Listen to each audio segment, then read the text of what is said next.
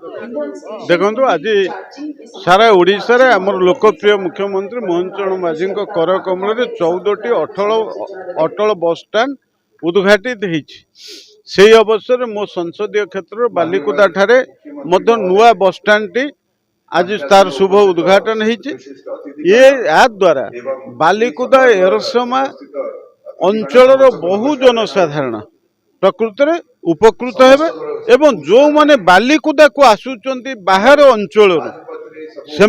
जो असुविधा को सामना करुथिले जगतसिंहपुर पर्यंत गमनागमन जो सुविधा थिला बालिकुदा पर्यंत नथिला तेणु वर्तमान से प्रकार असुविधा प्रकृत लोक माने सामना करिवे नहीं। तेणु जो कारण ये ब्लॉकर अधिवासी माने बहु भाव में खुशी अछंती एवं दल मत निर्विशेष रे सबू लोकंकर गोटे कृतज्ञता जनई आमर प्रिय मुख्यमंत्री के जे प्रकृत रे योजना आधार रे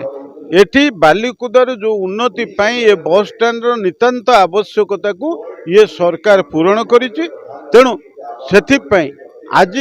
यार शुभ उद्घाटन कार्यक्रम रे सेथिपाई बहु संख्यार लोक जोग देकी ये मतामत रखिछन्ति।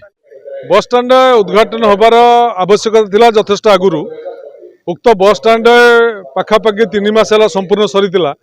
यह पूर्वतन मुख्यमंत्री नवीन पट्टनायक योजना थिला परिवहन सुविधा पाई ग्रामांचल लोकंकु शहरी सुविधा जोगे देवाई से सेतबळे लक्ष्मी बस सेवा योजना कार्यकारी करथिले एवं लक्ष्मी बस सेवा योजना अंतर्गत यह थिला मो बस स्टैंड। सेतबळे सरकारंकर ना थिला मो बस स्टैंड सरकार बदलिला परे रंग बदली गला योजना बदली गला मो बस स्टैंड टा रूपांतरित होला अटल बस स्टैंड रूपे एवं आज उक्त बस स्टैंड शुभ उद्घाटन है। यही अवसर में मो ओडिशार माननीय मुख्यमंत्री मोहन चरण माझी एवं ओडिशा सरकार को बालिकुदावासी तरफ धन्यवाद दौची कृतज्ञता ज्ञापन करुच्ची।